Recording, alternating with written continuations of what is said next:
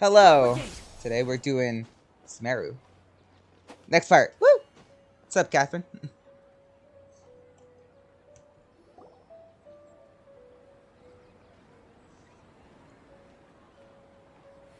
Ad Astra Avisask. We meet again, you two. Is that you, Hi, Kusanali? Catherine. Do you have any commissions for us today? Commissions, huh? Oh yes, that's Kusanali. Think. Oh, how about this? Please attend the Academia's Academic Symposium this afternoon and recite a love poem on stage. Wait, say what now? And if possible, please also use your camera to capture the reaction of the audience upon finishing the poem. Huh? What kind of commission is that? I see.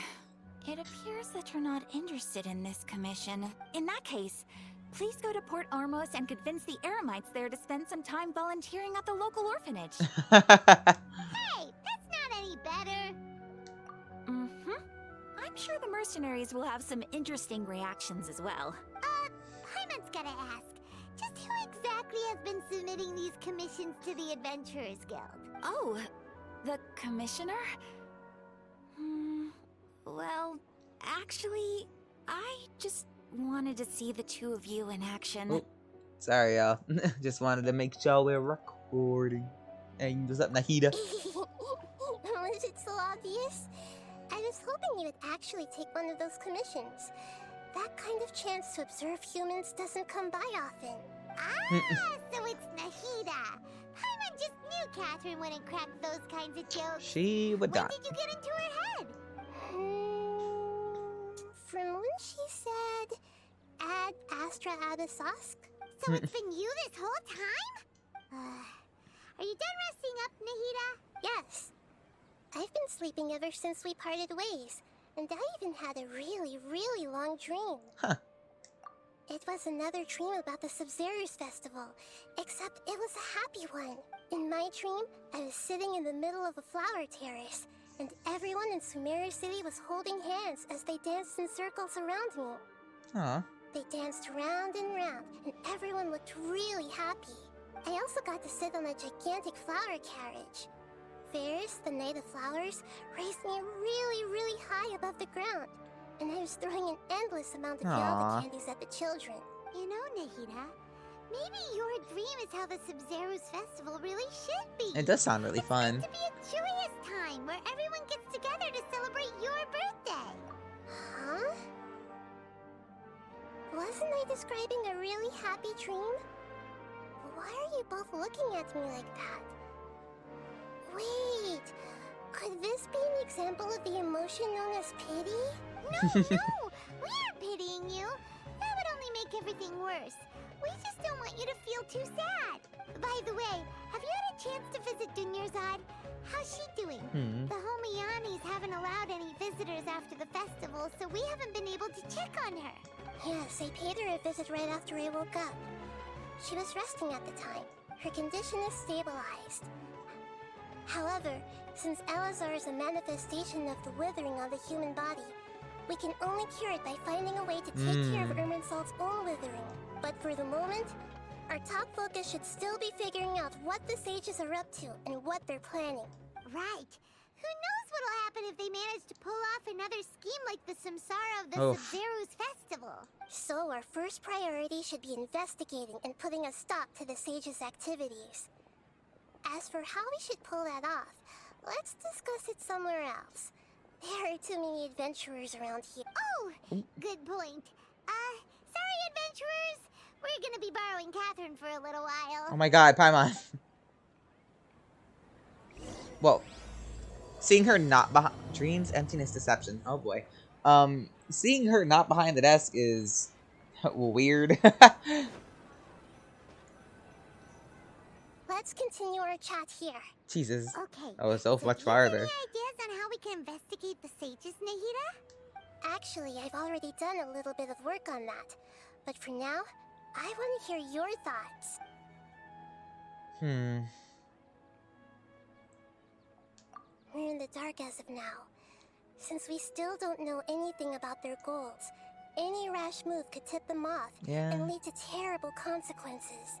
After all, every person in Sumeru City is one of their hostages. You're not wrong. I've already tried that, but all the key members of the Academia, even the core 30 guards, intentionally avoid wearing their Akasha terminals. Bitch. It seems that from the very beginning, they've been guarding against info leaks from the Akasha. Of course, it could also be because they're wary of me. Have you already caught the sage's attention? I'm guessing not yet, but distrusting me would make perfect sense if they've ever paid attention to the urban legends about me. Yeah. In any case, I probably can't take over their minds directly. No way, that's too risky. You mean it'd be too easy to get caught? No, it's not that. We shouldn't involve innocent students in this. A single mistake could completely ruin their lives. Doing that would be ignoring the safety of my people for my own selfish goals. How is that any different from what the sages are doing? That's a good point. Spoken like the god of Sumeru. Are we really out of ideas? Well, I'm sure. Nahida, I was gonna say, I'm pretty sure here's the Nahida already surprise. has one. So you already have something in mind, right? Don't keep us in suspense. Spill the beans already. According to a popular theory from the Vahumana Darshan of the Academia, rejecting impractical motions at the beginning of a planning session will give more weight to the actual proposal. Okay, but aren't you the god of wisdom? You don't have to use that kind of gimmick to make us take your ideas seriously. Well, I've been thinking that if I can't directly possess the leaders, and if I can't get ordinary people involved, then I should find someone who's already involved, but hasn't decided to side with the sages. Sino? You're saying we should recruit a spy? That does sound like it could work. Oh, before coming back, Oh, we met Hatham. someone. Yeah, I wouldn't. Hatham. He seems like he acts alone, and he likes doing stuff behind the Academia's back. They probably aren't in cahoots. Actually, I already have someone in mind. Do you still remember that female scholar named Sataria? Sataria. Paimon remembers now. Isn't she the one who's always trailing behind the Grand Sage of the Academia? We ran into her basically every time Oh, the yeah, Summer her. festival repeated itself. You could even say we're old enemies by now. Paimon still remembers the smug and mean way she always spoke to Nilu. I've always liked observing all kinds of people, and Sataria has always stood out from the crowd. She was born in the desert and was hailed as their greatest genius. Her academic gifts allowed her special admission into the Academia, and also gave her the opportunity to serve as the sage's assistant. Oh, Paimon didn't know she was from the desert. She must be pretty special then. Paimon feels like most of the desert dwellers around the city are working as mercenaries. The name Sataria means star. When she lived in the desert, she shone like the brightest star in the night sky. Later on, she was chosen by the sun. The star was given a place in the daytime sky to complement the sun's dazzling light. Soon after, the star witnessed the sun scorching the earth, which brought forth many disasters. The star began to waver. Instead of staying beside such a sun, wouldn't it be better to return and light up part of the night sky? But in the end, she couldn't give up the radiance of daytime. To cope with her shame, the star buried her guilt and closed her eyes. From the sound of it, Sataria's just hung up on the research opportunities here. But she doesn't really support the Academia. She still feels guilty about not doing more for the desert, right? She's just running away from her problems. Indeed. When they are presented with complex moral issues, many people will simply plug their ears and go with the flow until the problem can't be fixed. She's suppressing a lot of guilt. But before she realized it, she had already become the sage's accomplice. She can't deny her part in their schemes anymore. Right. So her, we gotta talk to Somehow her. make her face her problems again. That way, not only can we get useful intel from her, but she can also use it as an opportunity to redeem herself. From my past observations, Sataria will take a day off from the Academia every 10 days to do some shopping in the city. Tomorrow afternoon just happens to be a shopping day for her. That'll be our chance. To prepare, let's go check out some of her favorite spots and Hmm. have a quick chat with a few of the vendors there. Got you. Alright.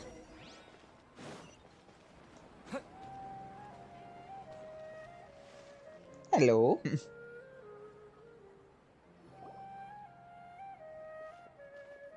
This should be Sataria's favorite fortune-telling spot. So should we ask the fortune teller about Sataria? No, I already have enough information on Sataria. The most important thing now is for you to pay attention to the vendor's talking style and key characteristics. Talking style and key characteristics? My poor lost lambs. Have you become troubled over your fate? Oh god. The divine voice of wisdom often echoes between mine ears. If thou be blessed today by the gods, I may be able to show you the way. Huh? Fortune. Really? Nahida, you've been whispering things to her? Shh. My friend here has some doubts regarding his future. Wow. Can we get a fortune reading for him? She really just pulled on the Catherine voice like that. Goddamn. Of course, of course. In that case... It would seem that Cute. Harut and Marut are quite wary of you. Perhaps, at some time in the past, you have somehow offended the gods. I mean, technically. Only mocking the god of Animo, questioning the lord of Geo's financial soundness, and brawling with the god of Electro. Do those count? Kinda. Hmm? She's like, oh shit. Oh, nothing. Go on, pick an aspect for her to divine. We really kind of fucking just disrespected all three of them, didn't we? Health. Health prospects. No problem at all. The gods have spoken.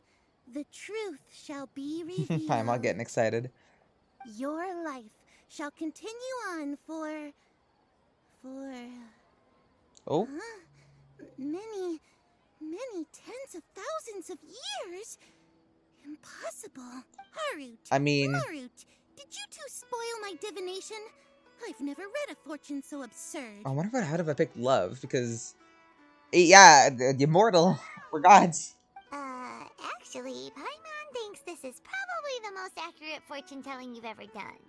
I admit that the orientation of today's celestial matrix is suboptimal. As such, there will be no charge. Is that so? Well, that can't be helped. If you were to bring some food offerings for Harut and Marut on your next visit, perhaps they could help you reverse the wheels of fate. Nah, I'd rather live that long.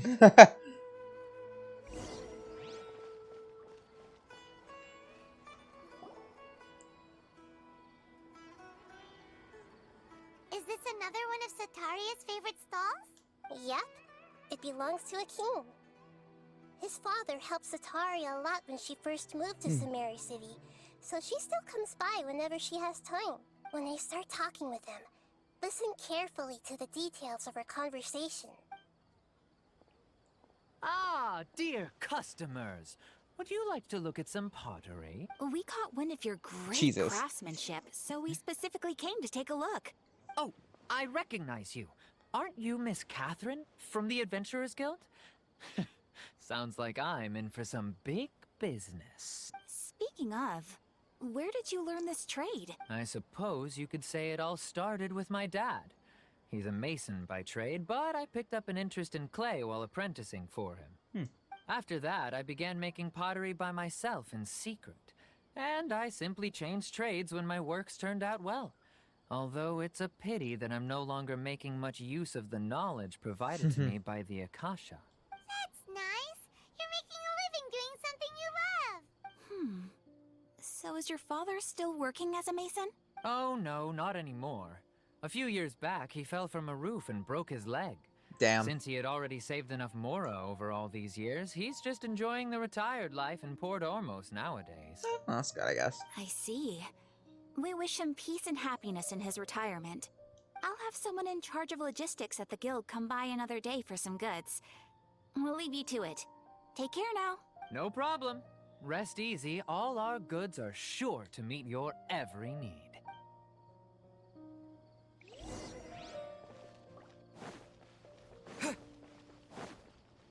Tavern. This should be our final stop. Alright. Sataria's always thinking of this restaurant when she's working at the academia.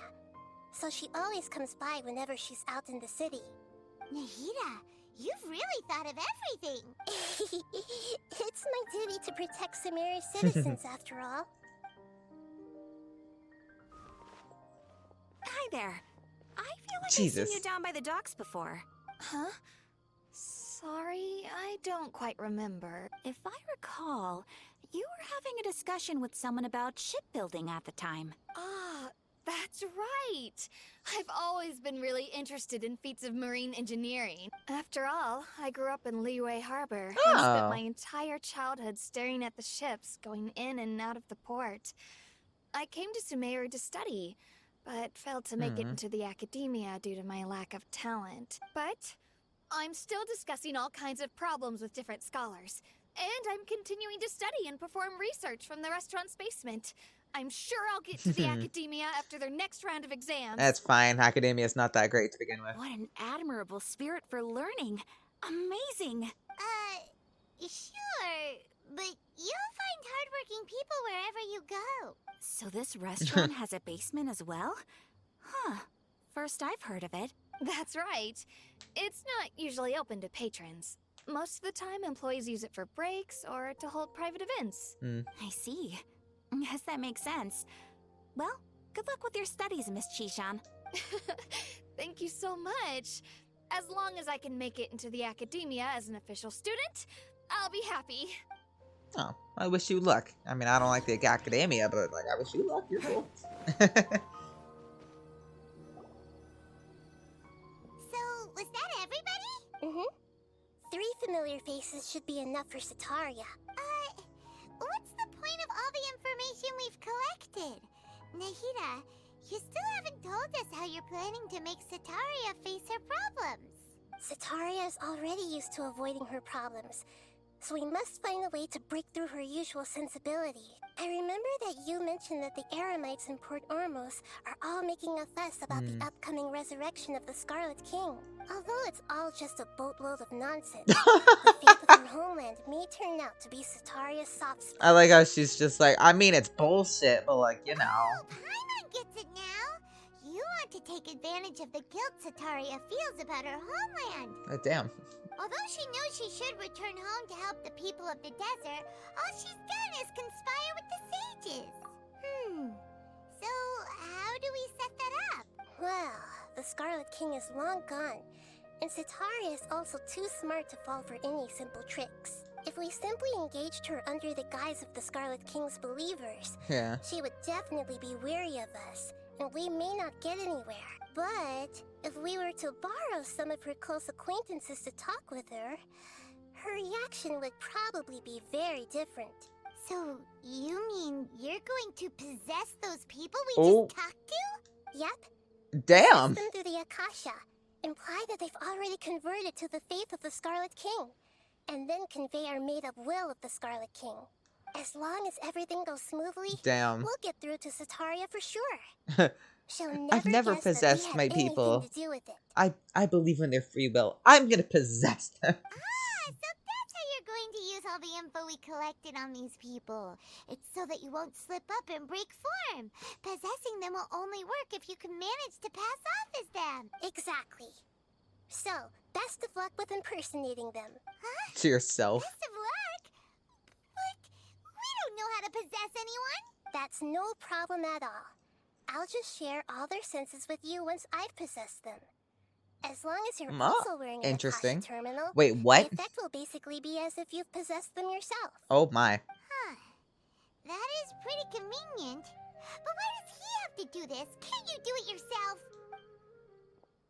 Although I've been observing humans for a while, I've never been good at imitating Alright, damn, them. so we have to possess them. Okay.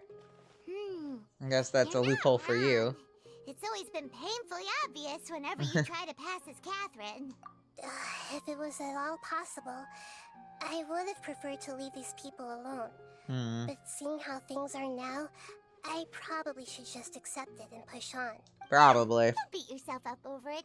We're only doing this to help everyone, and we'll only be borrowing them for a little while anyway. Alright, then let's give it a go tomorrow afternoon. 12 o'clock. Alright.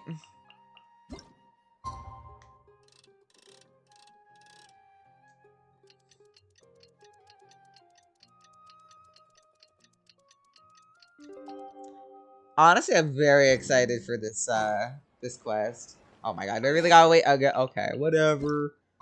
Whee! Whew. The trailer for 3.1 really got me excited, so I am really excited to see how this goes. Not to mention we have both Sino and Nilu's art, like their story quest. That's gonna be fun.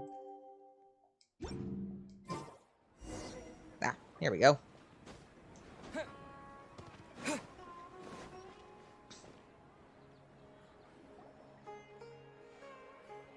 Oh, there she is.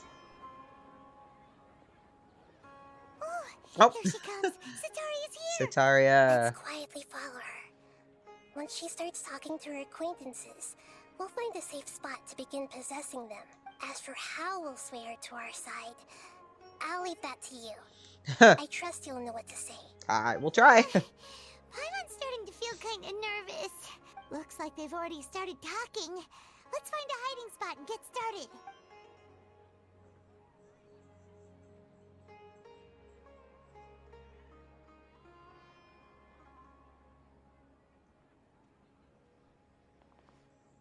Ooh. Whoa. That's so trippy. Oh, wow. That's right. You really can't force anything when it comes to love. And besides, everyone around me has a very different background and outlook. Are you still listening to me, Nabia? Oh, of course I'm listening. You were talking about troubles with your love life, right? I heard everything you said. So weird to hear the Traveler's doing it, either. Okay then. You just seemed a little distracted for a moment there. Strange. Your cats seem pretty worked up. Is something wrong? I always thought they were quiet, happy kitties. Oh, what are their names again? Harut and Marut. Ah, that's right. They are just little darlings, aren't they? Harut and Marut. So, which fortune do you want me to read for you today? You must have come for another echo of the divine voice of wisdom. What was that? I'd like to get another reading on my love prospects, but to be perfectly honest with you, I feel like I've been a real mess recently. A mess? Well, could you do a reading on how long it'll take me to finish my current project at work? I really just want to get it over with. Goodbye, Mon. I hear you. No problem at all. The gods will reveal the truth. The gods have The spoken. gods are asking, Cetaria, why haven't you gone home? Why haven't I gone home? Do the gods really know everything I've been thinking about? Cetaria, why don't you just go home? It's a demand now instead of a question. The gods seem to be truly upset. I'm sorry. I know I failed the Damn. gods. Please pass on my most sincere apologies and ask for their divine forgiveness. And if I may ask, Nabia, is there a specific god who's speaking to you right now? Do it. What an inconsiderate and naive question. Oh, damn. The god who is speaking to me is, of course, the wisest and mightiest of all, the Scarlet King. The Scarlet King? No wonder he would make such a demand of me. Oh, wait a second. The Scarlet King passed away a long time ago. Even though news of the Scarlet King's resurrection has been spreading like wildfire, it's all just a misinformation campaign from the academia. How can the Scarlet Wait, King what? still exist in real life? A misinformation campaign from the academia. Excuse me? What insolence! I am the Scarlet King's most loyal believer. Do you wish to refute his voice of wisdom? I'm sorry, the academia caused this? Oh, no. As a child of the desert, I am only reveling in his power upon learning that his divine glory has touched even this city. I will think very carefully about his demand of me. I'm sorry, I must go now. Wait!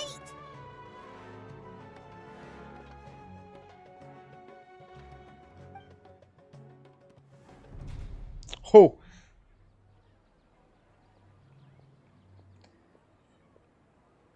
Dude. Whoa, she just ran off in a hurry. She looked pretty upset too. I'm just thinking like, excuse me, the academia spread this fucking false news. I get more and more mad at the academia every time. To suspect anything amiss. To have something she's been trying desperately to avoid show up out of nowhere and berate her, that must have shaken her to the in the back, core. like, what the fuck just happened? Aw, Nahida, it seems like you understand human emotions really well after all. All I know are some abstract Harva-taught theories. And in any case, my time with you has shown a lot of them to be utterly useless. I'm still trying to make sense of everything. Anyway, enough of that. Let's hurry and catch up to Sataria. It's really not that far, guys. Like, it's... He's out of Keem's now. Right still on cue. transposed. Let's get ready to possess him right away. I was gonna say it's really not that far. That's really cool, though. This whole, like, possession. So you have a dad that's a mason. Gotta remember that. He's vacationing in Port Ormos. I just got caught up in something. Oh, actually, didn't you ask me to help you look for work? What kind of work were you looking for again? Masonry. Oh, right. Your old man's craft. How could I forget? Speaking of, how's he doing? Is he feeling any better? He's feeling a lot better. He's walking more. He's walking more now. Oh, that's good to hear. Yeah, because he's broke his I've been foot. thinking a lot about him. If I could get some more time off, I'd love to pay him a visit. Actually, while we're talking about him, is he still living in Port Ormos? Yeah, he's been retired there for a while. If you could find the time, please write him a letter. Please pass on that recently, faith in the Scarlet King has taken root in Port Ormos and has begun to spread across Sumeru. He has a quick temper and has always been a devout follower of the Dendro Archon. I don't want him to get into a fight with those Scarlet King believers because of a difference in beliefs. Oh? So, who are you siding with in all of this? The Academia or the Scarlet King? I'm so jealous of you. You were born a child of the desert, yet you chose to betray the Scarlet King, and now you spend all your time with those crooks from the Academia. It's fun to think that that Ether is saying all this. Akeem, you don't mean you've also become a believer of the Scarlet King? What's so strange about becoming a believer of the wise Scarlet King? In fact, aren't you the strange one? The one who still can't pick a side? Can't pick a side? Me? Whoa, Paimon had no idea you'd be so good at this. You really zeroed in on the issue and put it right in front of her. It might feel a bit overwhelming for Sataria, but once everything is over, I'll be sure to pay her a visit to her mind and explain everything. Be like, hey, Anyway, we were just let's possessing keep your friends. Like, don't worry about that. I'm sorry, but like, you know, we had to do it to you. Oh, there she is. I was like, Come on! Sataria's already started talking with Shishan! no, she wasn't. She just got there. So, Shishan, have you noticed anything weird in the city lately?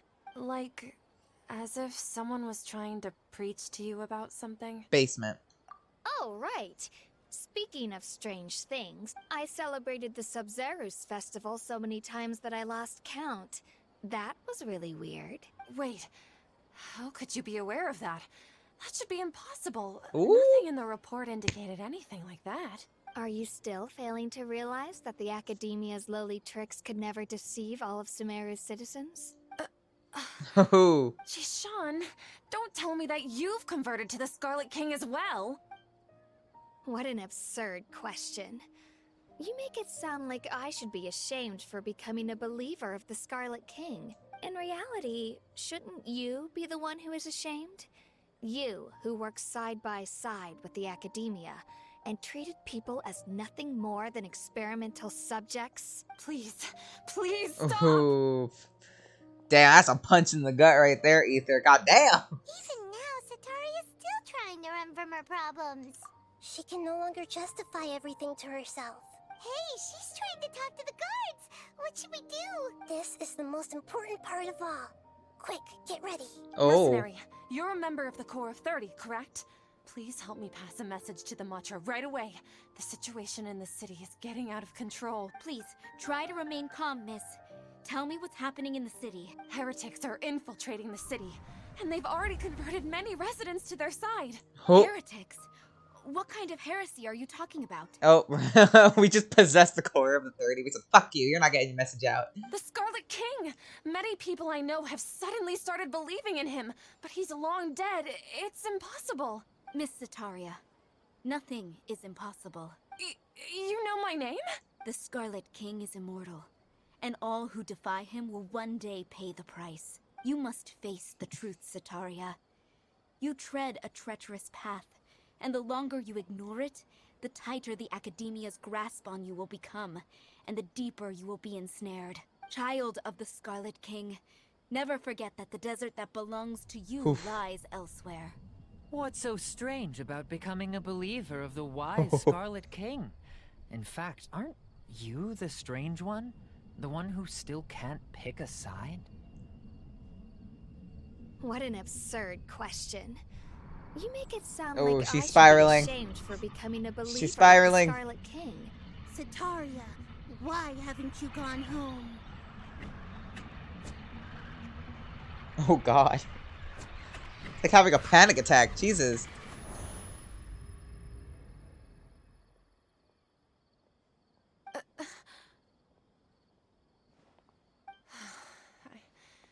It seems that no matter where I run, I only keep finding more believers of the Scarlet King. I have to say, this is a familiar feeling. I've also been running from my guilt this whole time. Guilt over my part in the Sage's plans, and from ignoring the letters from the children of my homeland. But no matter how much I may try to ignore or get rid of it, my guilt always comes back. You won't necessarily lose your research opportunities by facing the truth. Besides, did you really want to conduct your research while carrying such heavy feelings of guilt? How do you know me so well? Are you truly just a believer of the Scarlet King? Or are you the god himself? That's not important. The important thing is to pass judgment on the Academia and its sages, and to correct their mistakes. If you could provide some assistance in this matter, perhaps it could serve as a form of atonement.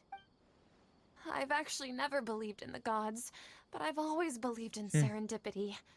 Your appearance must be a fated opportunity for me to get out of this wretched situation. Please tell me, what can I do for you? How much do you know about the sage's current activities? I was just one of the designers for the masked dream harvest scheme, which is what happened around the Sub-Zeru's festival. But I know very little about the full scope of the overall project. I'd assume that only staff with the highest clearance would have access to those confidential documents. I've just been working to meet the Grand Sage's specified requirements. However, there's something that's been really bothering me. I heard that a scholar who was previously expelled has returned to the city. And even the sages are still quite wary of him. To fight against the Academia, we will need to figure out the nature and the purpose of their work. Is there a way for us to get access to the confidential documents you mentioned? It should be possible if we're willing to take some risks. After all, I'm an assistant to the Grand Sage, and I've been working on many tasks outside of the project. One thing, though, I won't be able to transfer the documents to you through the Akasha once I get my hands on them. The sages have always closely monitored all activities within the Akasha. Let me see... Let's use the most primitive method. Send someone to pick up the documents tomorrow evening at the Academia entrance. The Academia entrance. Wouldn't that be too conspicuous? Don't worry about that. I assure you, this won't be a trap. I'm only suggesting this location because it'll draw more scrutiny for me to leave the Academia again. It'll be safest for me to distract the guards long enough to hand you the documents. All right, I trust you. So, if I were to successfully complete this task, would it mean I've atoned for my wrongdoings? Yes. That'll depend on the judgment of the Dendro Archon. The Dendro Archon. Yeah. That's right. Her people are the ones we have endangered. As the god of wisdom, she's also the one responsible for judging and guiding the scholars. Maybe it's time for me to find a god to believe in. Just as Nahida predicted, we've managed to bring Sataria to our side. The Traveler's execution was ingenious. He's the one who deserves all the praise. Well, now that we've made plans to meet again tomorrow evening, all we can do is pray for Sataria's mission to go off without a hitch. Pray? But if we're going to pray to the gods, aren't we just praying to you? No. The truth is the true guardian of scholars. I've always believed that. Anyway, let's meet again tomorrow evening at the Adventurers Guild.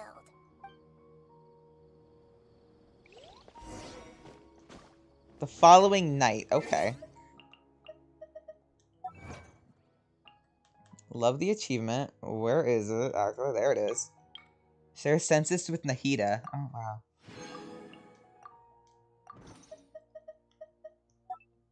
A special event going on that... Okay, never mind.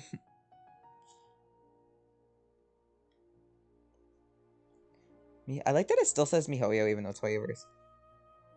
Okay, blah, blah, blah. Whatever, I guess it's stuck there. Alright.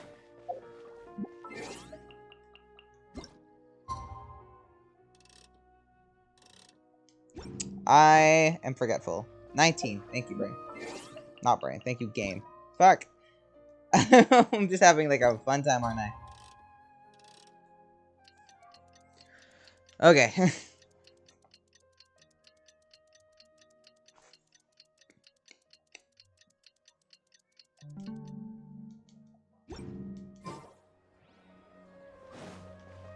Bitch.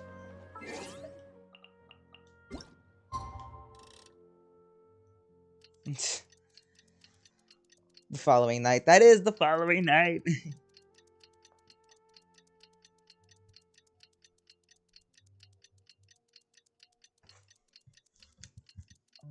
There. Catherine, we're here! Oh, you are the other Catherine, right? That's right. Okay. I suppose I'm the other Catherine in your mind. Shh! We're on a secret mission tonight. Yeah, we really can't just be saying Nahida. Identity. Yep, Paimon's right. We cannot fully rule out the chance that the meetup tonight is just a trap. If something were to happen, my existence may be the only trump card we'll be able to play. Very true. After all, the Academia should still be unable to confirm the existence of my consciousness in the outside world. Especially in the robot. Yep. Exactly. Just what Paimon was thinking. Sure. Anyway, enough about that. Let's just make sure to be on our guard. Off? What do you feel is off? It's the middle of the night. Of course it's quiet. You're not getting paranoid, are you? No, I think he's right. It really is a lot quieter than usual.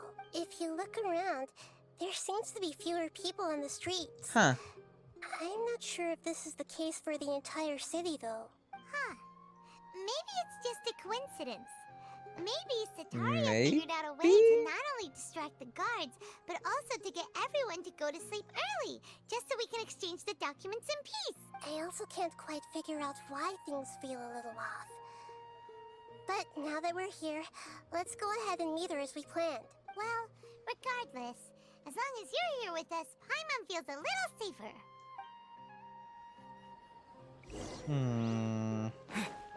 Huh.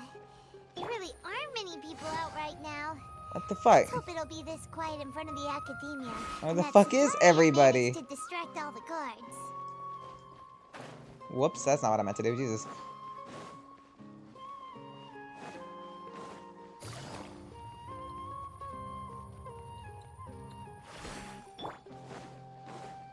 Uh-oh. I think I know what this is. Oh my god, seeing Catherine run like that is amazing.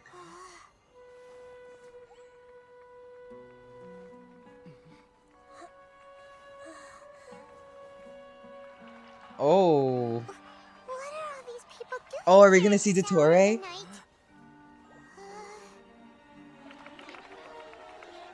Ah, the triumphant hero returns at last. Oh shit! And to a rather spectacular welcome, even if I do say so myself. You're the outcast, expelled from the academia. Oh duh, of Indeed course. I am. Although these days they tend to call me The doctor. Doctor. Il Dottore! The second. Wait, he's number 2? If you're looking for your researcher friend, she has already been taken into confinement. With some basic caution, she could have discovered the listening device on her person. Clearly, she lacks the degree of rigor expected of a true scholar.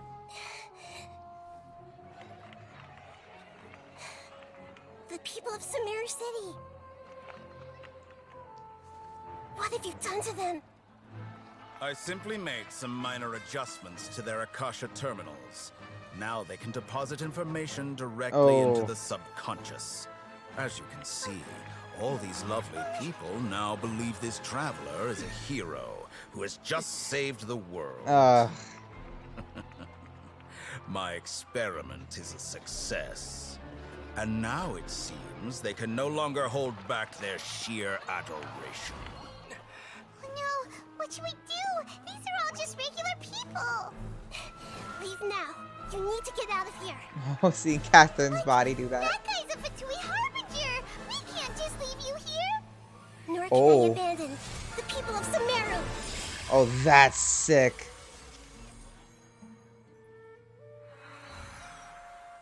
Whoa. Something tells me you shouldn't have done that, though, because now you just showed Tori who you are. Don't worry. We'll meet again outside of the city. Did you just put them in sleep? I see. You appear to have overridden their mental faculties with your own consciousness. To possess such a powerful mind, you must be the god of wisdom. Oh, boy. Oh, no. Amazing, though, to see Dottore.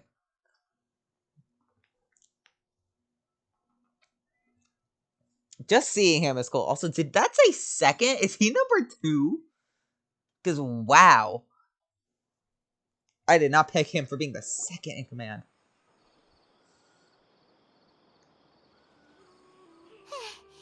This should be far enough. Paimon needs to catch her breath first. Is Nahida going to be okay? We only made it out because of her. That guy was pretty terrifying. Paimon wasn't counting on running into a new Harbinger here, let alone such a high-ranking one. Oh. That guy was number 2. He is number 2. How'd you know that? Scary. Did you just a little like text pop up next to their name, like actually in the thing too? He called himself the Doctor. Remember, Tainari told us about him. Sataria did say that someone who once got expelled from the academia came back recently, and that even the sages are wary of him. Yep, sounds like she must have been talking about the Doctor. Yeah, now that the Doctor's in the picture, we're no longer just dealing with the academia. Yep. We're in cahoots with The the Fatui. But what are the Fatui after this time? Another Gnosis? I mean, probably. And Yeah. other bullshit, Things because would it's be a lot Dottore. easier with Nahida's help. Nahida said we'll meet again outside of the city. But we can't just keep waiting around, right? You mean... Oh, right. Even Tainari. though he turned it down at the time, he might still know something. There's no time to lose. Let's go to Gandharvaville. Gandharvaville. Alright. Oh god, imagine telling Kale that the fucking doctor is here. Oh my god, would she be fucking terrified.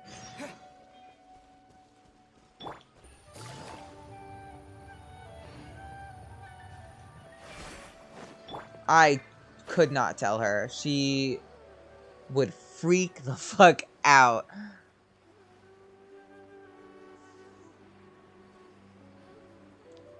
Although I low-key want to see, like, Kale and Tainari just fucking beat the shit out of Totore. As they should. If you've read the web comic. Take it easy. You didn't see anything.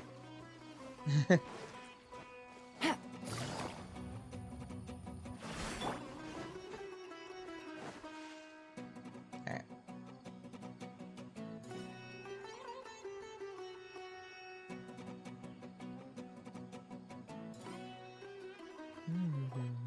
Hold it right there. A blonde-haired Oh traveler, my god. floating fairy. We've got you all right. Take a look around. You've fallen right into our trap. We don't have time for you. Core of 30? Did you come here to arrest us? Core of 30? We're nothing like those government lapdogs who don't even get scraps for their work. We are an elite brigade that commands the highest commission rate in all of Sumeru. We're here on the orders of a client known only as the Outcast. The Outcast? An Yep. outcast from the academia? But why wouldn't the doctor just send the Fatui after us? Still wasting time on idle chit-chat. Oh, yeah, fuck off. Traveler! Yeah, I know.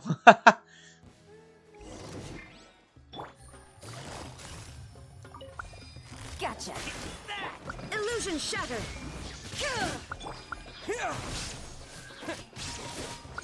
Boom boom!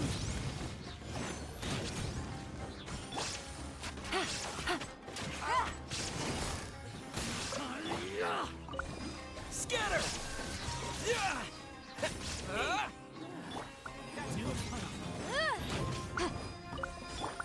Love this. Being able to do this is great. Propagate! There is no escape! Motion to compel!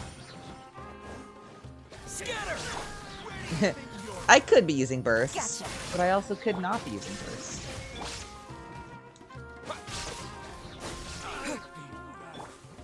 Boom boom! It isn't over yet. Oh my god, Jesus, how many are there of you? Ugh, fine. Game's up. Time's over. Now you shall perish! I didn't think there'd be that many of you. Oh my god, of course when I finally decide to use my burst, it's gone. That was pretty rough. Is that what elite mercenaries are like? They really weren't that bad. Yeah. Looks like we'll have to keep our guards up. But this doctor guy seems like a pretty tough opponent. He knew exactly where to set up an ambush. Did he predict that we would try to find Tainari? Going up against smart people is tough. Let's just keep going for Tainari and Kale. I don't even want to... Honestly, I really don't want to tell... Can we just not tell Kale that, like, Dotori's here? Because I just feel bad for her already.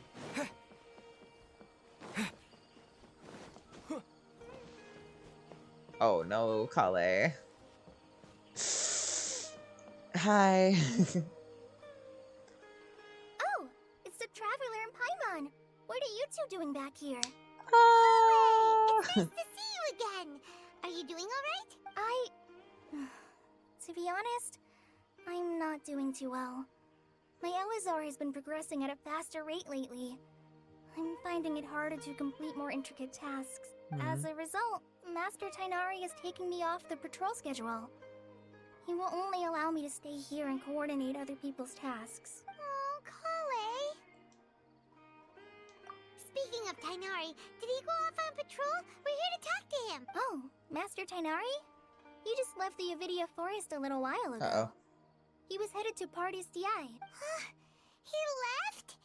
But isn't Tainari always saying that he never wants to leave the Avidia Forest? He even turned down the Sage's invitation. I thought it was weird too. Master Tainari always prioritizes his work as a forest watcher above everything.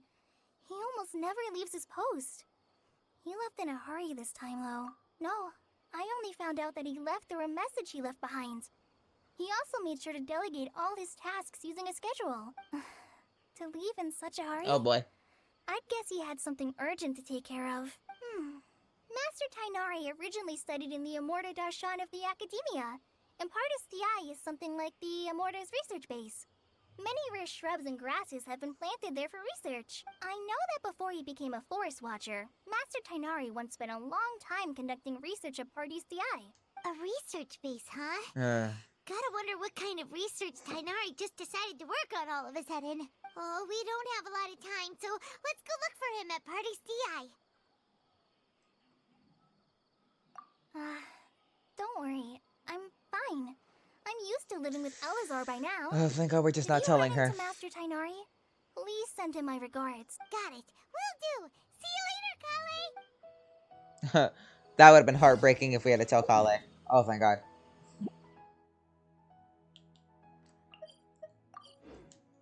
I could not handle that.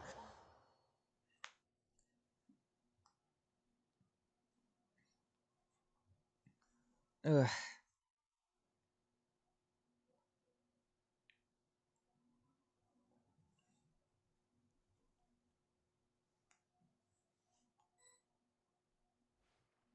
Oh, hey, Nahida. Wait, look who it is! Catherine.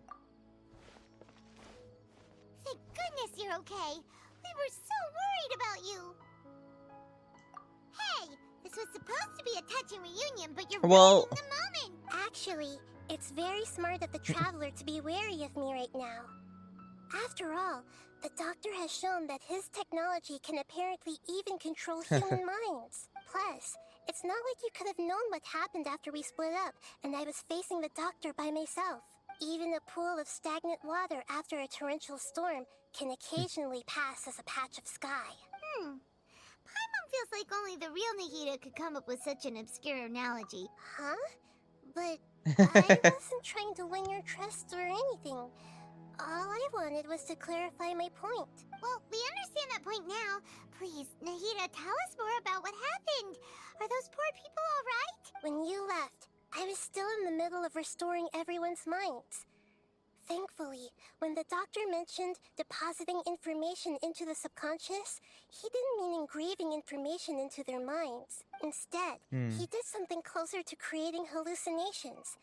That was still within my power to fix. Luckily, I managed to finish my restorations and mind jump away from him just as he was about to capture me. What a relief. The doctor sure pulled out some hidden cards, but good thing we had Nahida with us. I wouldn't be relieved just yet. I gave away my true identity when I restored everyone's minds, which means we've lost another one of our trump cards. Back. Also, the doctor is already an expert at modifying Akasha terminals. Maybe it's only a matter of time until he captures my consciousness inside the Akasha. Would that mean you'd no longer be able to jump between minds? But we need to hurry. How do we stop him? Ugh, it feels like he's toying with us. Plus, the doctor's combat ability alone is apparently enough to make him worthy of being number 2 of the Fatui. We shouldn't give up hope just yet. Let's try to find another way to attack this problem. Actually, Nahida, how did you know we were trying to get to Partis Di? Have you been waiting for us? Yes, I have. I can see the traveler's elemental energy, so I deduced your destination by looking at the direction you were moving in. Oh. You didn't come here for sightseeing, right? We're looking for a scholar we know. His name is Tainari, and the sages once tried to reach out to him. Why don't you come inside with us and see what we can find? Okay. Let's just hope we won't get him into trouble. Yeah, let's just let's do that. Let's do hope that, because I'd rather not get in trouble right now. Although I like it. We're getting excited.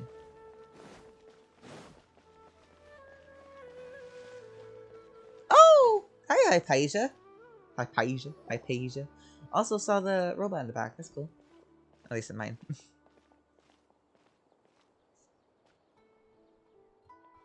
Traveler? It is you! Oh my god, the echo. Please, it's Hypatia! Ah, what a pleasant surprise!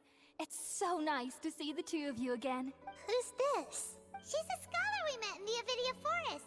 When we last saw each other, she was still training in the, what's it called? Satyavada life? Oh, I see. That's right, we're old friends. Nope. You've come at just the right time. Ever since I've come here, hardly anyone has even talked to me. Hypatia, you're way too excited about this. Actually, for you to leave the Avidia Forest means you're not in training anymore? Wait, Hey. did you already finish your training and reach Pariporna life? What do you think? My consciousness has already managed to make contact with the divine. You did it! Congratulations! It's so exhilarating to share this sublime joy with others at long last. When my consciousness made contact with the gods. Ah, what a supreme and unparalleled experience that was. Oh my god, Jesus. That sounds incredible! Oh, all right. Actually, please wait. I haven't forgotten my promise to you. Remember? I promised to help you understand what you saw from Irminsul once I gained deeper insights. True. My current self has not only gained true insight, but I can even help you establish a direct connection to the consciousness of the divine. You can do that? I've never heard of anything like that, but if you want to give it a try, I'll do my best to protect your consciousness during the process. Hold on. I brought some spirit borneal with me. Alright. This is still a crucial part of the ceremony. We're using that incense again? All right. Oh, okay. Hold my hand. I'll help you establish a pathway to connect your consciousness. Okay. Ready? The little robot back there. Okay. I like how I just excited to see the robot from Tighnari's story quest. It took 3 betrayals for me to finally understand. Oh. The world is just an elaborate tapestry of lies. Whoa, Electro. My fury will never be quelled. The first to betray me was a god. My creator. My mother. Oh, God. Valuing Scaramouche. strength above all. She saw no worth in me and I was discarded. The second was a human. Oh. My family. My friend. Consumed by fear, he saw me as an abomination. The third was one exactly like me. A hope for the future. A fledgling barely out of the nest. This is a really cool cutscene. Oh. Powerless before his mortality, he broke his promise to me. Oh my god, Jesus. Humans, they can't be trusted. And the gods fill me with pure loathing. So I said good riddance. Oh my god. I denounced the world and laugh in its face.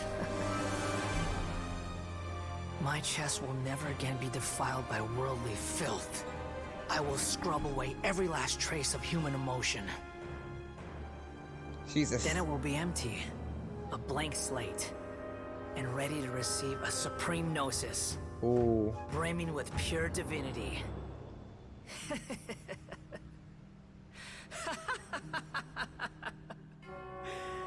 There is no need to fear. Oh god. The pain will be brief.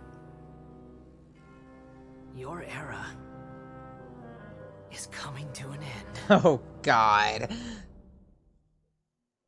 Love the random cutscene of Skara. Hello?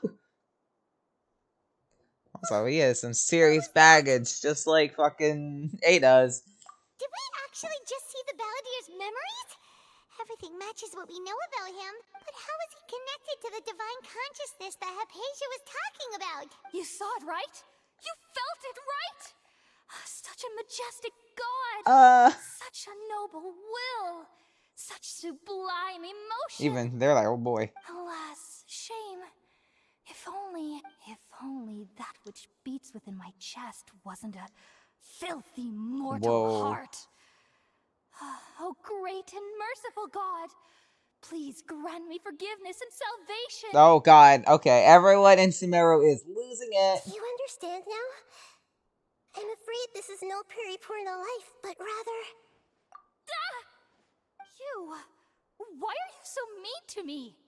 Why is everyone hiding from me? I found divine Because you're wisdom. losing it. Shouldn't I receive praise and honor? Haven't I uncovered that light in the darkness? Apasia? That's how I always thought everything should be. Wait, have I already lost my mind? Yes.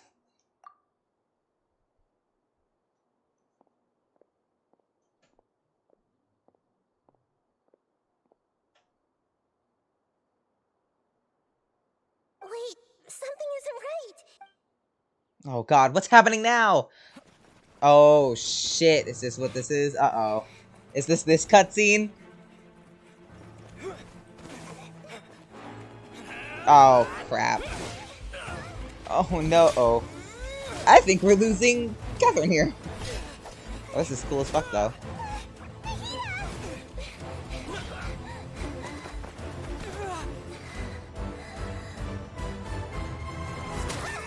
Oh.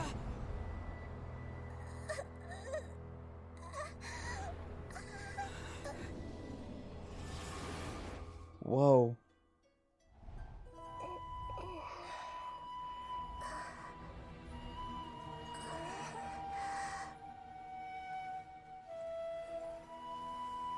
Whoa, that's so cool.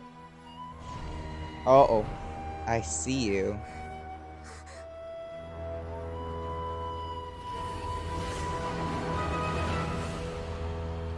Oh shit.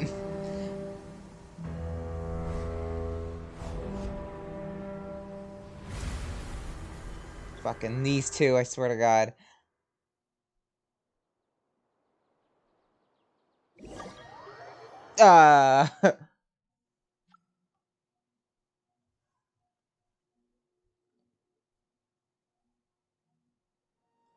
What just happened? Oh, whoa, whoa, whoa. Tainari, wait, hello? What's happening? Okay, we finally lost him. Damn, I really should. Are you okay, Nahida? Wait. Oh. No.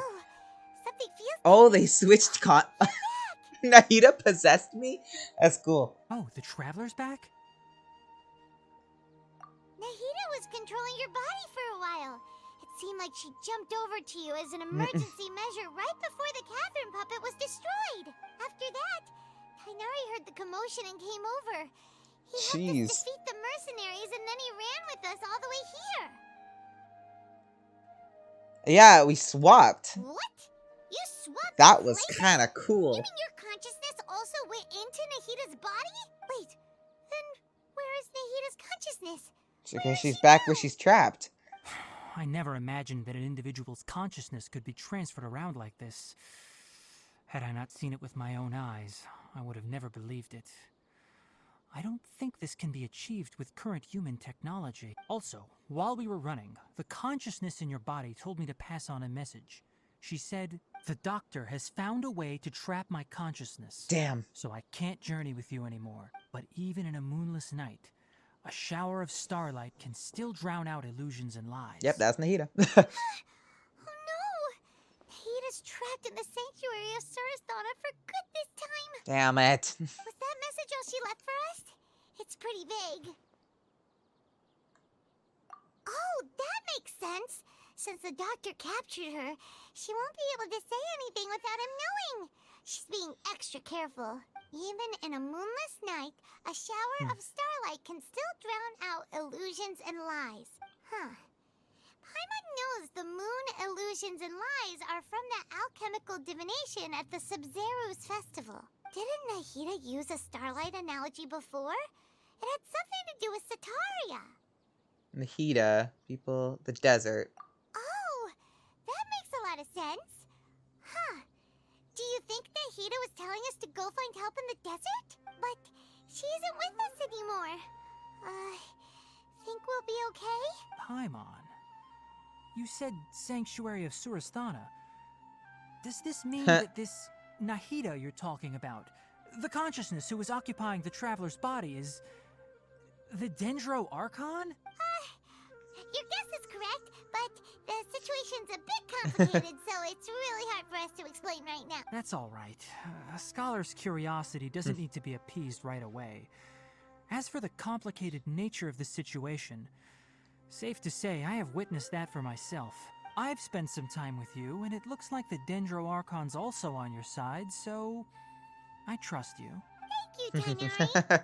Oh, actually, we came here to ask you a question.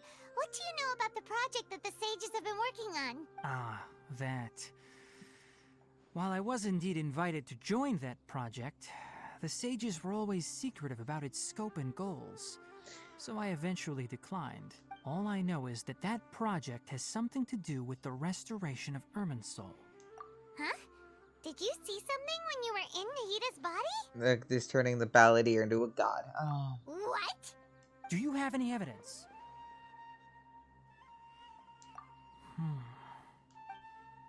Oh my. So they're trying to resurrect. Oh, they're So trying to that's what happened. That explains why Hypatia's symptoms were different from those of the other scholars who went mad. It's because she made contact with the consciousness of a new god who is still in the process of being born. Tighnari, did you leave the Avidia Forest because of Hypatia? I did.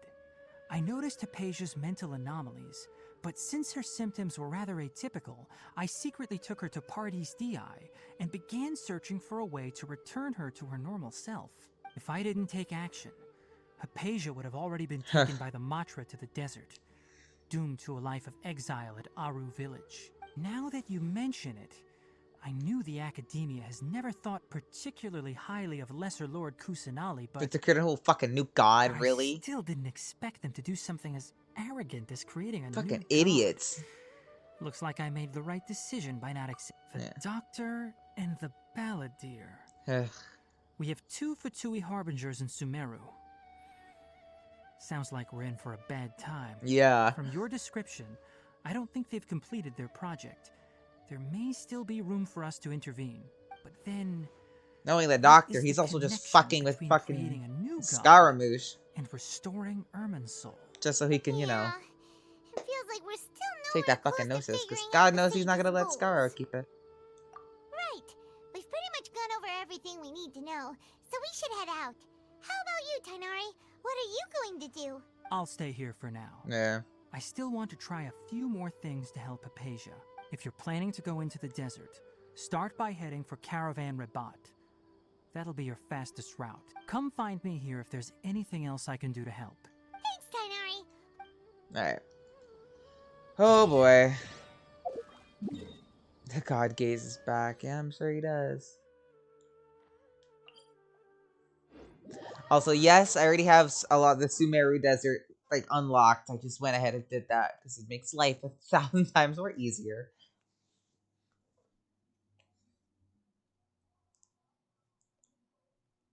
The desert's pretty cool actually. It's big, it's giant, but like it's pretty cool.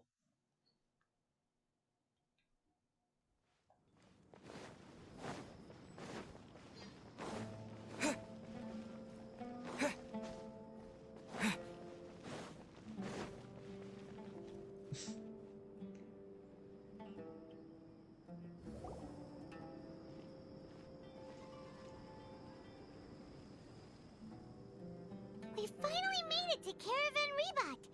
It's pretty lively here. So, just past this wall is the desert, huh? Oh, wow. Paimon remembers hearing people call this the Wall of Samiel. It's made to block sandstorms from the outside. Oh, if it's this tall, it's gotta be the divine work of Greater Lord Rukkhadevata, right?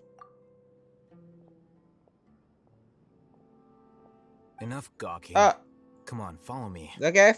Hi, Alhaitham. Over here. Hello. We're just meeting everybody. Alhaitham went that way. Let's hurry up and follow him. Wonder what he's up to.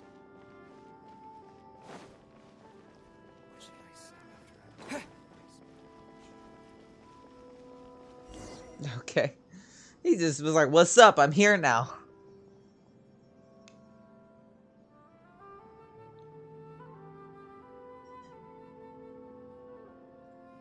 What the? Where did he go? How did we lose him? They were just here a second ago. More Eremite mercenaries? Who are they working for this time? Anyway, Traveler, it seems like we were being followed again. You were too careless. You should have noticed those hopeless amateurs trailing you a long time ago. Oh, please, we could have killed them easily. There's no need to thank me. I've never cared to keep track of personal favors. All I did was correct a mistake I happened to come across. It's a habit I developed at the academia. You really gave Paimon a scare, Alhaitham. We never thought we'd run into you here. Last time we met at Port Ormos, didn't you say you were going back to the academia? Wait, don't tell Paimon that you're here to take us back on their orders. Oh, so you've already landed yourselves on the academia's hit list. Hit list. I can't say that I didn't expect it. However, had I wished to turn you over to the academia, don't you think you'd already be the Eremites' honored guests by now? True. Oh, right. You do have a point. I have no interest in running errands for that project. As a scholar, I've always belonged to the camp that promotes researcher autonomy. And these days, you're more fascinating than anything the sages can offer. Huh? Not quite. To tell you the truth, I'm still investigating the Divine Knowledge Capsule. Unfortunately, I've run into some difficulties. Everyone says the capsule originated in the desert and was eventually moved to Port Ormos. If I am to get to the bottom of this, I must understand how the capsule first came to be. Which brings me back to you, and why you're so interesting. The leader of Ain al-Ahmar used the Divine Knowledge Capsule right in front of you. And upon seeing him, your expression became perplexed, and you were lost in thought for quite some time. To have that kind of reaction, I think you must have realized something. Are you interested at all in sharing what you've been hiding from me? Alhaitham, you really have a ridiculous eye for detail. What kind of person even notices or remembers stuff like that? So that's your answer. Well, I do work for the academia after all. So considering that, it is indeed wise to keep your cards close to your chest. But that does prove you do have some undisclosed information about the Divine Knowledge Capsule. Am I right? No matter. Rather than simply learning the answers from you, I'd still prefer to investigate on my own. Speaking of, you two are also headed to the desert? That's right! We have the same plan as you! But we don't really have any concrete goals at the moment. Then I'd suggest starting with Aru Village. Alright. It's always better to travel with someone you know. Let's go! Alright, guess we're going with Alhaitham now. Yay, teleporter. I'm lazy.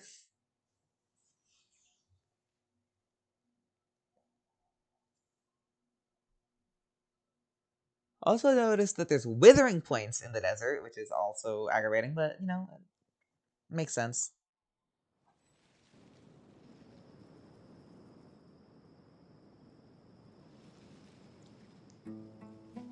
Say I love black screen.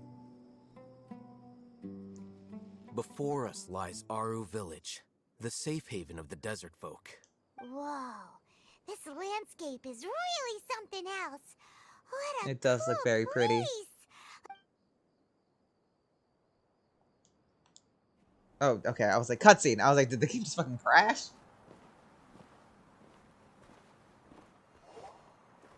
Wow.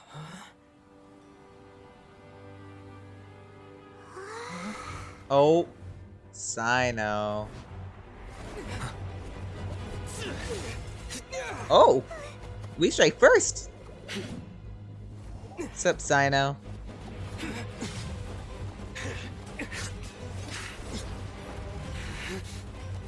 Sino.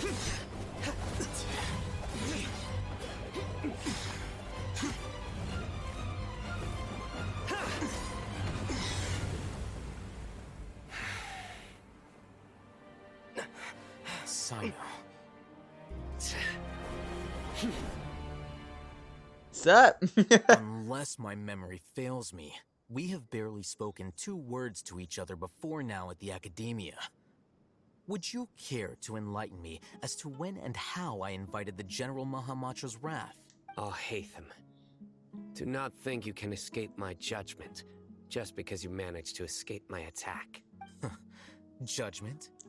So that's how you'd characterize your actions here, is it? Or would elimination perhaps be a more accurate description? Had I used my full strength, not even this traveler would have been able to stop me. Oh, Paimon. Though styled like an assassination, I sought only to ensure that my target would be unable to flee or resist. Standard practice for the Matra, as well you know. Seemed to me more like your own personal touch. Who is that, Alhaitham? Did you call him General Mahamatra? Yes. General Mahamatra Sino, head of all the Matra at the Academia. He's a formidable hunter, and the ultimate nightmare for any who have committed academic crimes. You seem to have placed a lot of trust in Alhaitham, to the point of blocking an attack for him. If I were you, I'd never choose to side with him. I wouldn't believe a single word that comes out of his mouth. I have been pursuing this scribe for a long time. I urge you, stand back and do not seek to defend him any longer. Has Alhaitham done something wrong? Paimon doesn't think he's as bad as you've made him out to be. I won't waste my breath explaining things. Alhaitham, I saw it during our fight. Take it out. The divine knowledge capsule you're hiding on your person. Unless you want me to retrieve it for myself. Very perceptive of you. Nothing escapes a Matra's senses. Wait, the divine knowledge capsule? Didn't it fall into the Matra's hands in Port Ormos? No wonder you speak with such confidence, Sino. But I must admit, I'm very curious. What does this capsule mean to you? And why, as General Mahamatra of the Academia, are you all alone in the desert? As far as I'm aware, the other Matra have been speculating about your disappearance. Have you been given a mission that's, let's say, morally dubious? If I was the real target of your mission, what was stopping you from simply using your authority and resources to judge me within the walls of the Academia? I should have known you'd be difficult to deal with. You two? Ugh. What you would do, Traveler? Paimon feels like we can't trust either of them. Well, look at what's up, you Dia? two, acting all tough and self-righteous over there. You mean everybody.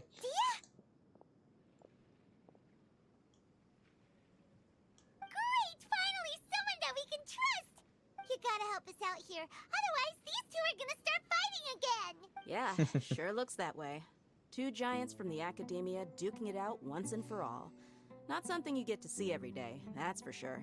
Listen, I know you academic types love to fill up your big brains with self-righteous morality and lord empty rules and virtues over each other.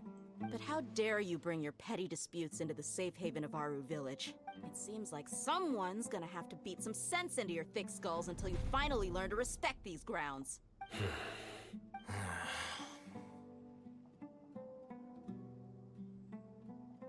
Hey, did either of you hear a word I just said? Whoa, what's going on? The wind's so strong! Is this a sandstorm? Paimon's gonna get blown away! Another sandstorm? What's Oh, up with Sino's these recently? gone, isn't he? Hey! Oh, All of you, or not. over here, quickly! What's up, We have Candace? to Someone's calling for us! Oh, this wind is too strong! That sounded like Candace.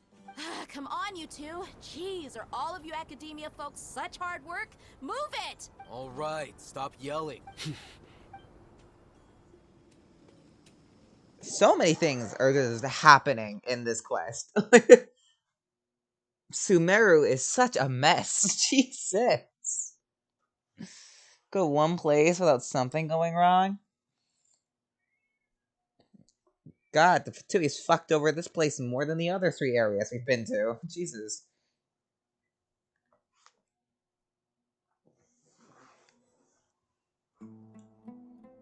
Kinda seems like this area is fucked more to begin with before they got here.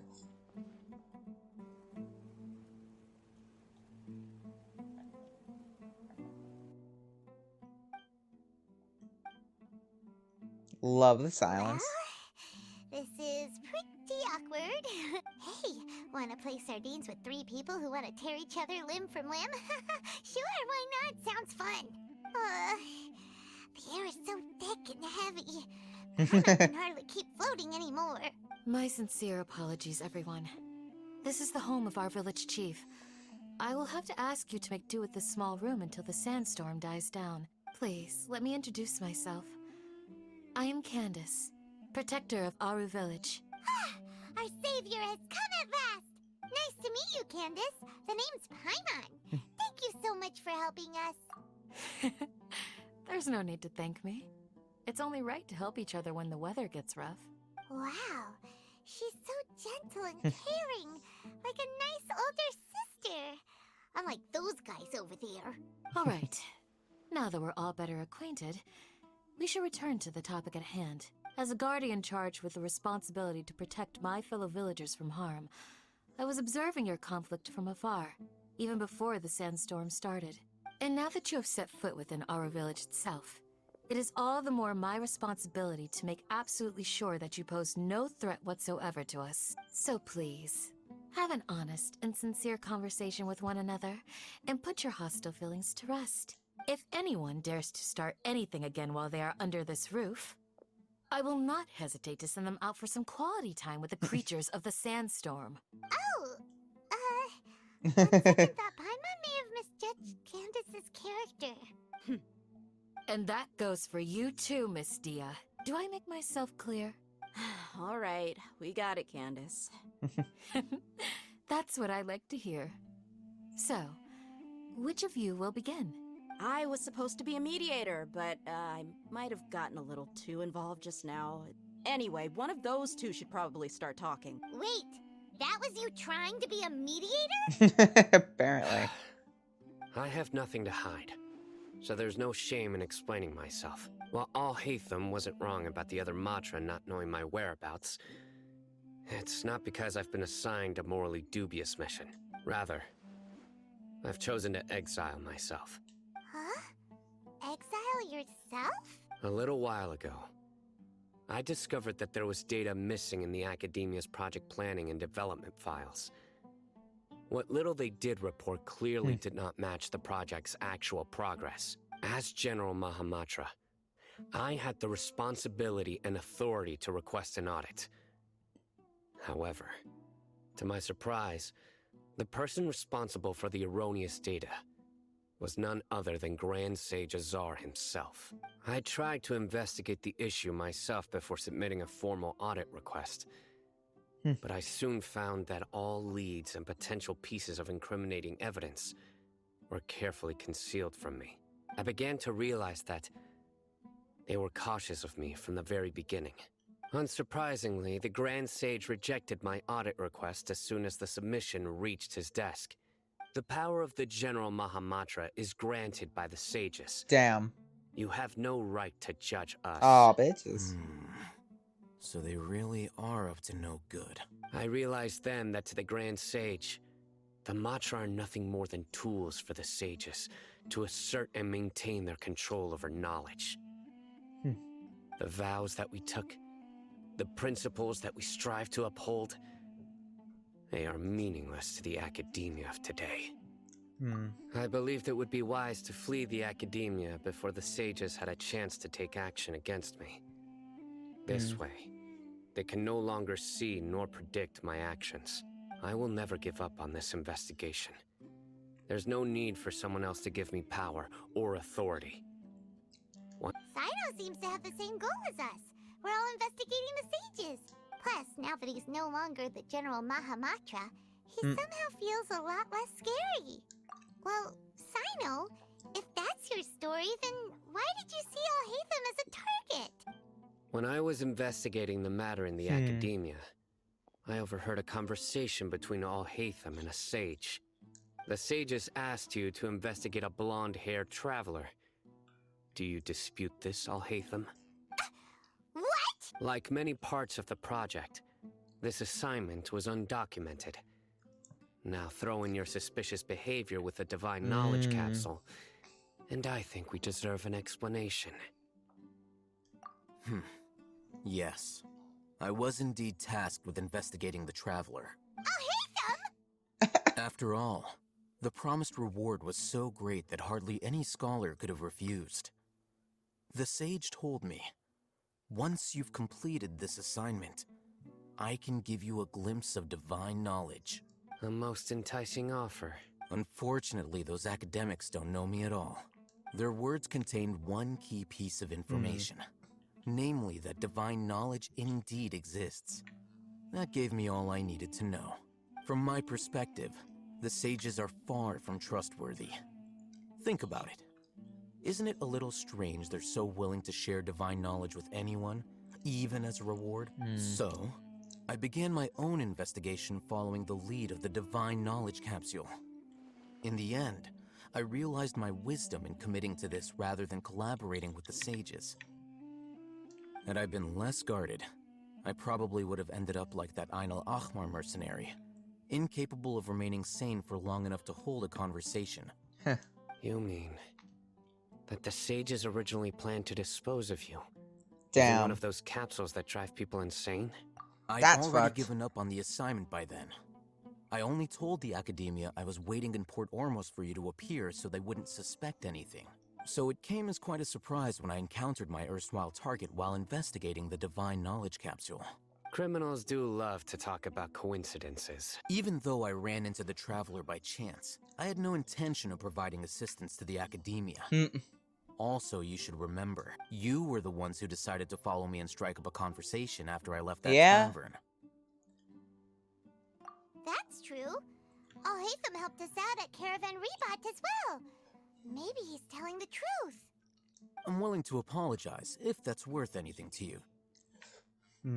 I took the Divine Knowledge Capsule behind your back because I judged its existence to be a significant risk. I felt that it would be best for no one to interact with it before it had been properly studied. Fair. After all, curiosity often proves to be the most dangerous thing in this land. You should be well aware, Scribe Al-Haytham, that curiosity can also lead you to danger and suspicion. Answer me this. Did the sages share any information about their project with you? Probably not. Have I not made myself clear? You and I are both distrusted by the Academia. Do you really think they would tell me anything? Yeah. Fine. Although you haven't completely proven your innocence, I won't regard you as an enemy, for now. Yay!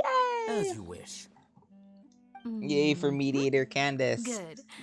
I'm glad to see you two clearing up your misunderstandings. And now you, Dia. I believe it's your turn. Oh, sorry. Whatever the boys were talking about must have been so boring that I spaced out. My situation is pretty straightforward. My employer, Dunyarzad of the Homayani family, is friends with the Traveler and is currently recovering from her illness at home. I had nothing going on, so I decided to return to Aru Village for a visit.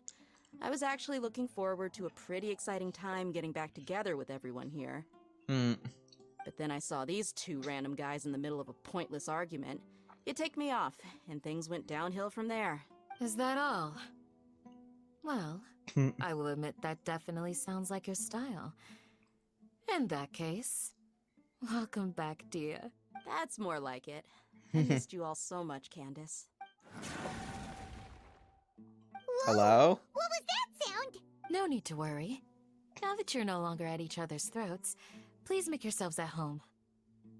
I'll take a quick trip outside to clear out some of those creatures in I like the that started with sandstorm. Al-Haytham sitting and Sino standing, and now it's backwards. Creatures? In the sandstorm? Are you sure you don't want some backup? Fighting in a sandstorm is not for the faint-hearted. Anyone without extensive training in these conditions is at a disadvantage. Yeah, just leave them to Candace. Don't worry, she's as tough as they come. Nice, the clock ticking. The wind's died down. That means the sandstorm's over, right? Candace still isn't back yet, though. Is she alright? Maybe we should go out and check on her. I'm sure she's fine. When you put it that way, even I'm starting to feel a little worried. All right, let's go. We've been here long enough, and the boys are as chatty as the floor.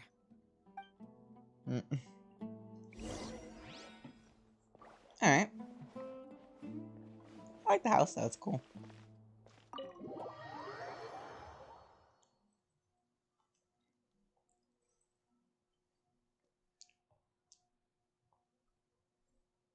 Love that we got a whole party going on, though. Too bad Dia and Alhaitham aren't playable yet, or else we actually would have been able to do a trial run with all four.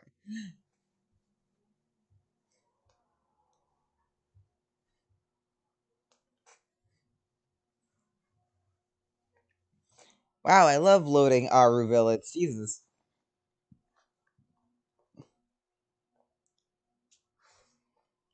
Oh.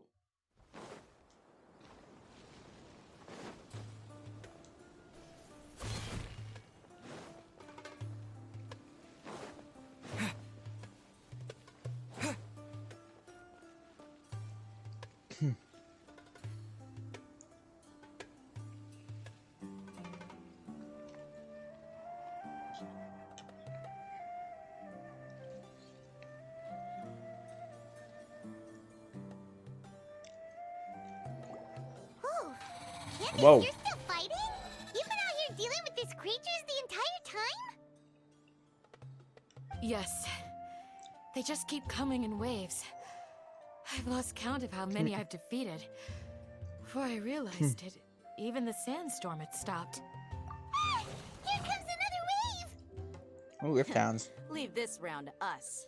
I got interrupted earlier, but now I have something to take my anger out on. It's been quite a while since I've seen the Flame Mane in action.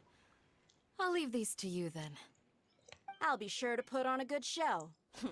Let's go! Oh, we're going to? Alright. Propagate! Shine down!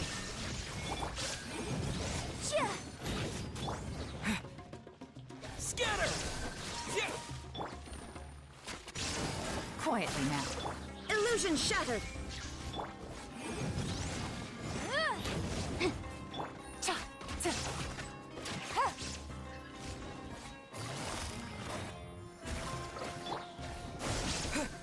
There is no escape! Incinerate! Bam. Here comes another wave! Oh, God, Jesus. When are they ever gonna let up? Torn to Oblivion.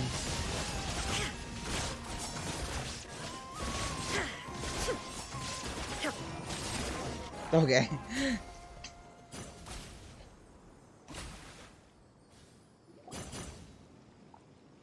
The creature stopped appearing. Was that the last of them? That's a cool photo. What we fought just now was probably the aftermath of the sandstorm. So we should be safe for the time being. Well fought, everyone. No injuries, I hope. Hello. Huh? Who are you? Ah, my apologies. I haven't had a chance to greet you yet. I had my hands full taking care of the village's elderly and children. I am the chief of Aru Village. Everyone usually calls me Uncle Anpu. What's that? Sir, I am also originally from the desert, but I have not been back for some time now. May I ask if such sandstorms are common? I can't say they've always been common, but recently the storms have become increasingly severe and frequent. Besides sandstorms, we also occasionally get earthquakes. Oh, fun. According to an investigator who stayed in the village a while ago, these unusual natural phenomena Oh my God, are the related withering. to the withering of Of Irminsul. course. Another effect of Irminsul's withering. So, Irminsul's withering causes withering zones in the forest, and sandstorms and earthquakes here in the desert? Everything in the natural world is inextricably connected to Irminsul. These regional symptoms can indeed be a reflection of Irminsul's present state. Everyone in Aru Village needs to take good care of themselves. Speaking of which, why haven't I seen a single village keeper since I got here? Village keeper? Who are they?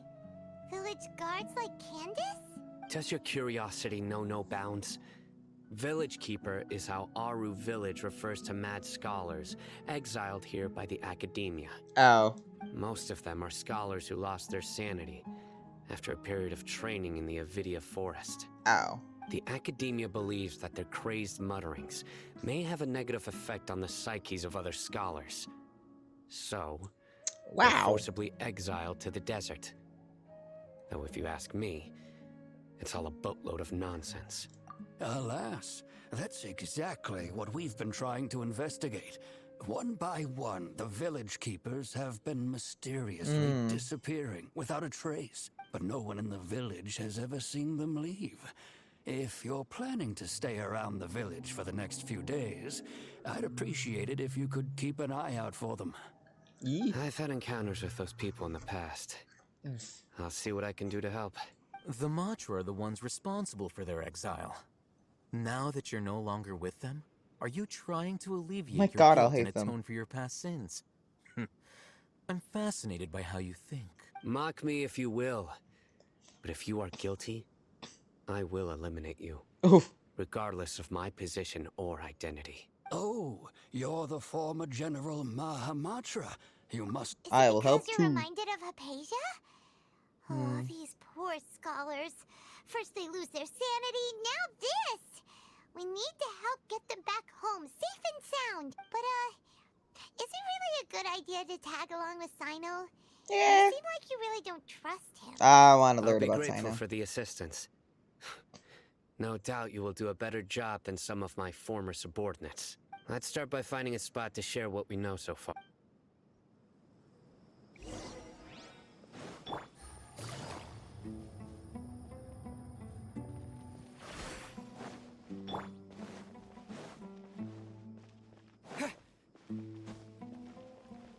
Our village does look really cool. I like it.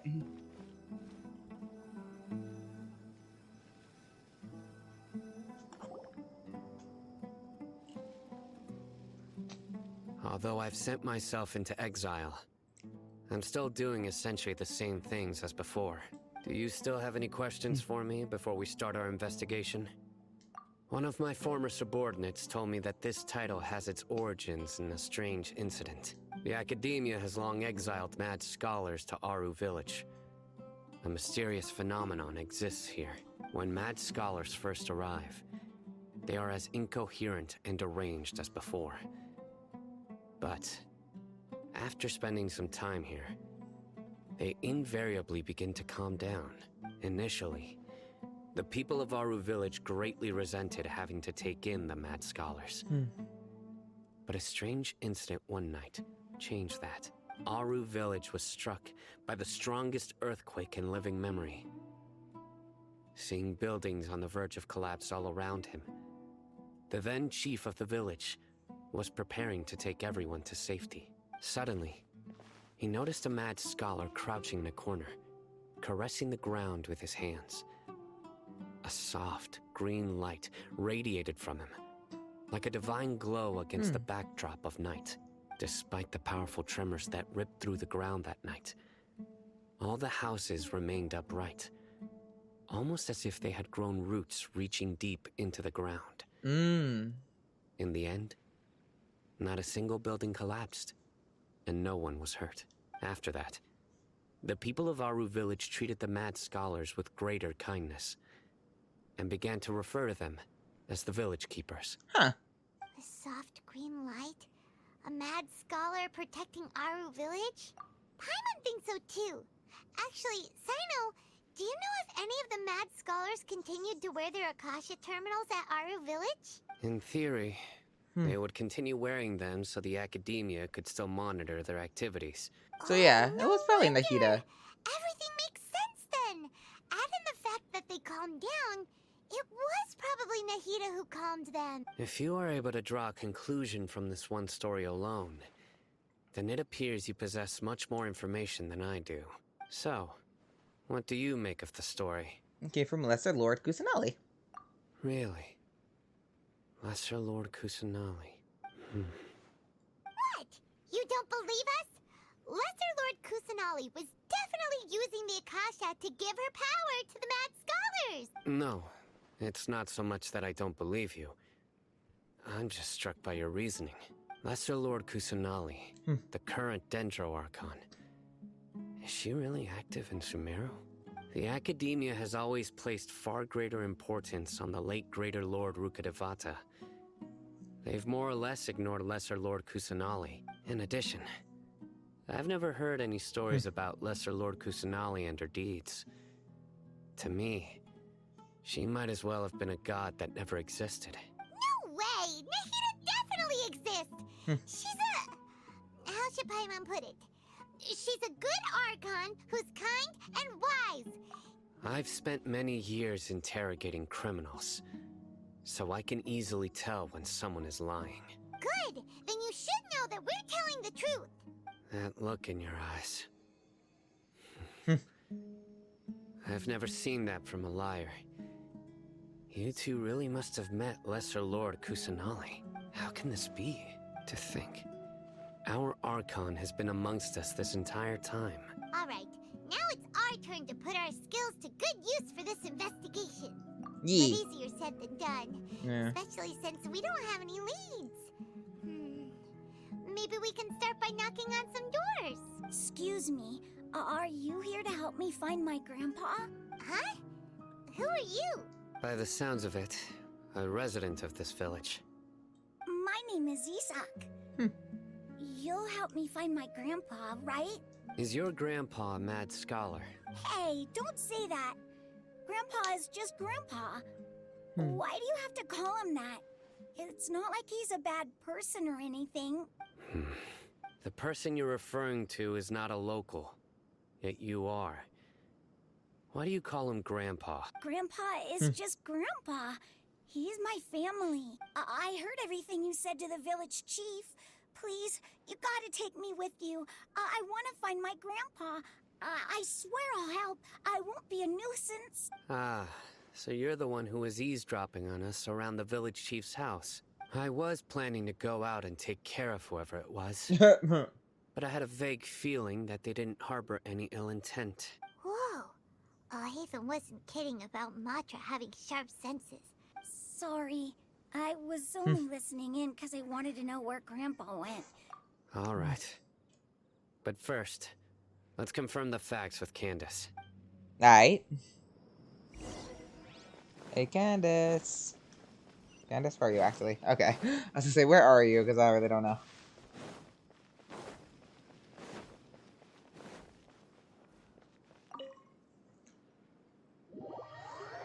I didn't even realize the house was right up there.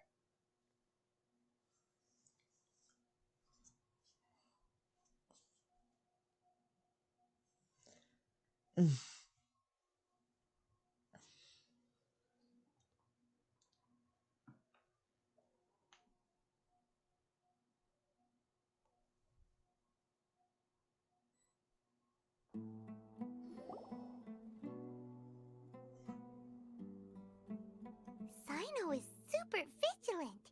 Is this what all the Matra are like? Ah, you're back already. We just wanted to confirm something with you. Do you know a boy by the name of Isak? I had a feeling he'd go looking for you. Huh? You knew this would happen? Of course she did. Yes. Although he tried his best to stay hidden, I still noticed him eavesdropping outside the window. He really wants to get his grandfather back. Isak's parents were both Aramite mercenaries who rarely returned to the village after finding employment in the city. He was raised by his grandfather. Unfortunately, it was only a few years before his grandpa passed away. Oh. Isak was still very young at the time, so various families in the village took turns caring for him so he could survive. Later, an elderly mad scholar arrived at the village. Isak thought the scholar bore a striking resemblance to his grandfather, No. and thus often spied on the man. However, the scholar was unkempt in appearance and incoherent in speech. Although Isak referred to the man as his grandpa, he was afraid and didn't dare to approach him. One summer night, the oft mumbling and bumbling grandpa suddenly calmed down and seemed to become more lucid. He even noticed Isak hiding in the distance. So Grandpa walked up to Isak and patted him on the head. He even took Isak to the entrance of the village, where he patiently taught the boy the names of the stars, and accompanied Isak until he fell asleep. Aww. The next morning, Isak woke up and wanted to go find his grandpa again, only to realize his grandpa no longer recognized him.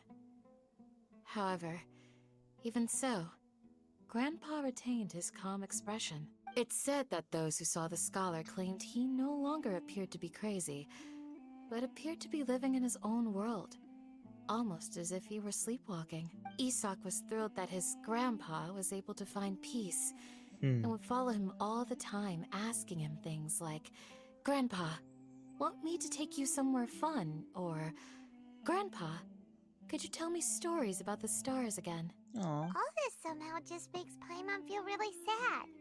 It seems like they both deserve so much better. Perhaps. Nearly everyone who lives in the desert has some form of hardship or regret. But even so, we must still continue on with our lives. It's also my reason for fighting. I must continue to protect this land.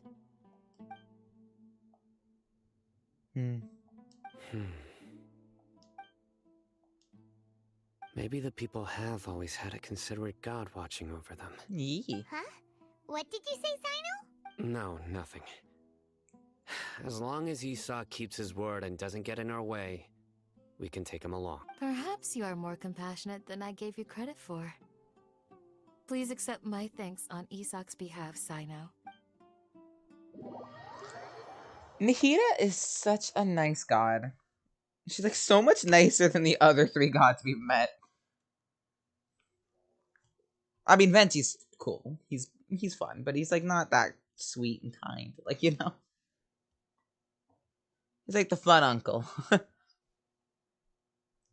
Chun-Li's the old dad. I don't know what the fuck he's doing. And A's the boomer mom.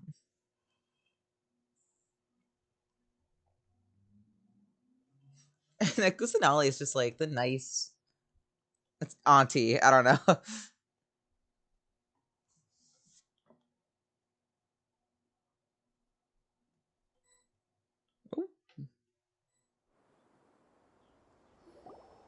Hey, Isak! Oh, it's you guys! We've cleared everything up. Let's go find your grandpa. Really? Wow! Thank you so much! I love loading textures. Yeah! Alright. Let's ask the local residents some questions first.